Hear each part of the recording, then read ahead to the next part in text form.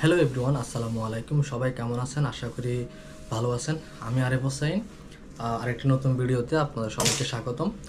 আমি আজকে আসলে যে বিষয় নিয়ে আপনাদের সাথে কথা বলবো সেটা হচ্ছে, আপনারা ইতিমধ্যেই নিউজ দেখে ফেলেছেন যে দুবাইতে, ইউএইতে যে বাংলাদেশের যে বৈষম্য বিরোধী ছাত্র আন্দোলন নিয়ে যে এখানে যে আন্দোলন করা হয়েছিল, তাদের মধ্যে 57 জন প্রবাসীকে তারা বিভিন্ন মেয়াদে সাজা দেওয়া হয়েছিল এখানে দুবাই গভর্নমেন্ট।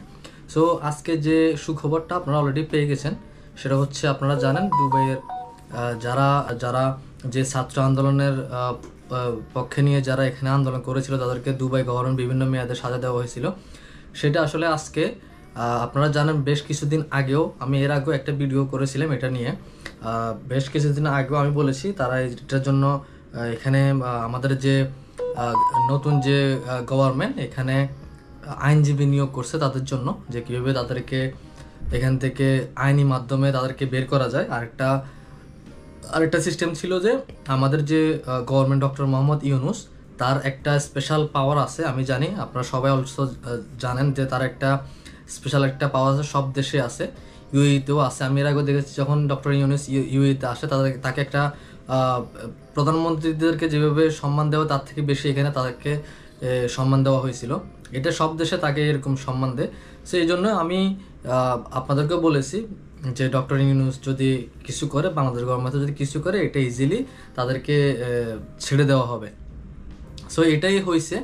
আমাদের ডক্টর মোহাম্মদ ইউনূস বেশ কিছুদিন, মেবি কিছুদিন আগে ইউএর যে প্রেসিডেন্ট, তার সাথে ফোন আলাপ হয়, তার সাথে বিভিন্ন বাংলাদেশ এমনকি ইউএর যে বিভিন্ন ভিসা সংক্রান্ত এমনকি কীভাবে তাদের সুসম্পর্ক বজায় রাখে এটা নিয়ে অনেক তাদের মধ্যে আলাপ আলোচনা হয়।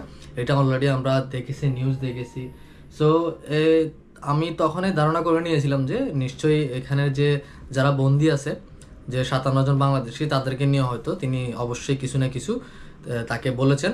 সেই পরিপ্রেক্ষিতে আজকে আপনারা সবাই দেখে ফেলেছেন, অলরেডি নিউজ শুনে ফেলেছেন অলরেডি, যে 57 জন যে বাংলাদেশি আছে তাদেরকে এখান থেকে মুক্তি দিয়ে তাদেরকে দেশে পাঠাবে। তাদের যে সাজা ছিল সেগুলা মাফ করে দেওয়া হয়েছে। আমাদের এখানে যে ইউএ যে প্রেসিডেন্ট, তিনি নিজে থেকে বলেছেন যে এদেরকে সাজা মাফ করে তাদেরকে দেশে পাঠানোর ব্যবস্থা করার জন্য। তো যারা যারা টেনশনে ছিলেন, যারা অনেকে আমাকে এর আগে আমার ভিডিওতে এসএমএস করেছেন, অনেকের ভাই, অনেকের বাবা, অনেকের আত্মীয় স্বজন এখানে বন্দী ছিল, তো সবাই আপনাদের দোয়া অলরেডি কাজে লেগেছে। তো সবাইকে অনেক অনেক ধন্যবাদ। আর দোয়া করবেন বাংলাদেশের এখনো পর্যন্ত যে ভিসা সংক্রান্ত যে এখনো পর্যন্ত বন্ধ আছে, সেই ভিসা যেন খুলে দেয় আরব আমিরাত সরকার। আর সবাই ভালো থাকবেন, দোয়া করবেন। আসসালামু আলাইকুম।